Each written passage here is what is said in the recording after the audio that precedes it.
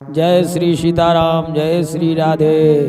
सुनते हैं बहुत सुंदर ये कहानी। इस कहानी से हमें ज्ञात होगा कि वास्तव में आलसी किसे कहते हैं, आलसी आदमी की पहचान क्या होती है और आलस जीवन के लिए बहुत ही खतरनाक है। जिसने आलस किया तो उसके पास कुछ भी नहीं रहता है, ना तो धन रहता है, ना ही विद्या रहती है, पड़ोसी भी उसका सम्मान नहीं करते हैं। तो ये आलस जीवन के लिए बहुत ही घातक है। लेकिन समझ लेते हैं आलसी होता कौन और किसे कहते हैं आलसी।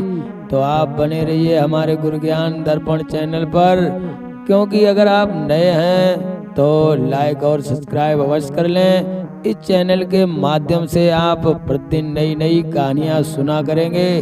तो सुनते हैं बहुत ही सुंदर कहानी।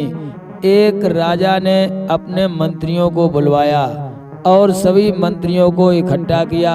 राजा कहने लगे, मंत्रियों मुझे ये बताओ कि हमारे राज्य में आलसी कितने हैं। मंत्री अब तो बड़े सोच में पड़ गए, सोचने लगे हम क्या कहें, क्योंकि अगर हम कहेंगे आलसी ज्यादा हैं तो राजा कहेंगे कैसे ज्यादा है, तो मैं कैसे गिनती करके बताऊंगा। अब तो सब मंत्री परेशान हो गए।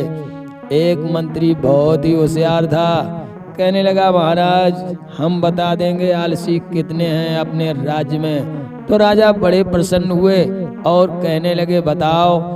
तो मंत्री कहने लगे बताने की कोई जरूरत नहीं है, आप आलसी महल बनवा दो, आलसी झोपड़ियां लगवा दो और ये ढिंढोरा पिटवा दो कि जितने भी हमारे राज्य में आलसी हैं वो सभी इन्हीं झोपड़ियों में आकर के रहें और भोजन पानी राज खजाने के द्वारा मिलेगा।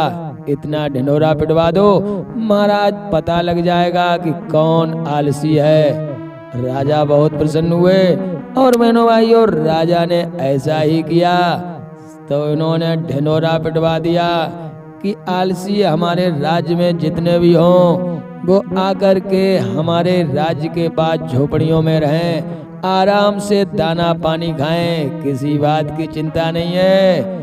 जो इतना सुना, अब तो झोपड़ियां जो चार बनी थी सब भर गईं। राजा मंत्री से कहने लगे वाह मंत्री। बोले हाँ महाराज। कहने लगे झोपड़ियां ये तो भर गईं। मंत्री कहने लगे तो और बनवा दो। तो झोपड़ियां और बनवा दी। 2-4 दिन हुए वो भी भर गईं। राजा कहने लगे अरे भाई झोपड़ियां तो ये भी भर गईं। मंत्री कहने लगे महाराज और बनवा दो। तो झोपड़ियां और बनवा दी।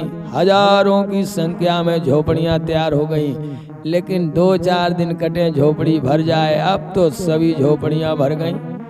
राजा कहने लगे मंत्री बात तो तुमने सही कही है, वास्तव में हमारे राज्य में तो सभी आलसी मालूम पड़ रहे हैं, कोई कुछ करना ही नहीं चाहता है। अब क्या किया जाए, ये तो इतने आलसी हमारे राज्य में। राजा को बहुत चिंता हुई। मंत्री कहने लगे महाराज इतने आलसी नहीं हैं। राजा कहने लगे तुम्हें दिखाई नहीं दे रहा है झोपड़ियों में कितने पड़े हैं खामोखा की रोटी खाने वाले। मंत्री कहने लगे महाराज ये खामोखा की रोटी खाने वाले तो हैं, लेकिन ये वास्तव में आलसी नहीं है। राजा कहने लगे फिलहाल आलसी कौन है। मंत्री कहने लगे महाराज पता लग जाएगा, एक काम करो। बोले क्या। कहने लगे जितनी झोपड़ियां हैं सब झोपड़ियों में आग लगवा दो। राजा कहने लगे आग लगवा दें। कहने लगे हाँ लगवा दो, पता लग जाएगा कौन बड़ा आलसी है, असली आलसी अपने आप निकल के बाहर आ जाएगा। राजा कहने लगे तो ठीक है तुम्हारे कहने पे लगवा देता हूँ। तो राजा ने झोपड़ियों में आग लगवा दी। अब झोपड़ियों में जो आग लगी तो एकदम से जितने वहां पर थे सब भागने लगे अपने अपने बिस्तर लेकर के। अरे भागो बढ़ जाएंगे, जल जाएंगे।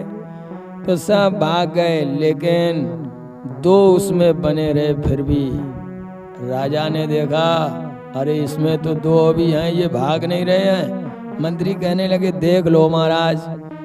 तब तक आग उनके पास पहुंच जाती है। तो एक आलसी उनमें से कहने लगा अरे भाई आग तो झोपड़ी के पास आ गई है। तू ऐसा कर, अब कहीं जाने की जरूरत नहीं, चिलम पे आग रख ले और आराम से बैठ के चिलम पीऊंगा। दूसरा कहने लगा, अरे कौन उठे, आग तो आ ही रही है, जब पास में आ जाए तभी बीड़ी चिलम जला लेना। राजा कहने लगे, मंत्री वास्तव में यही आलसी है। ये बताओ, आग पास में आ गई है फिर भी कह रहे हैं चिलम जलाने की।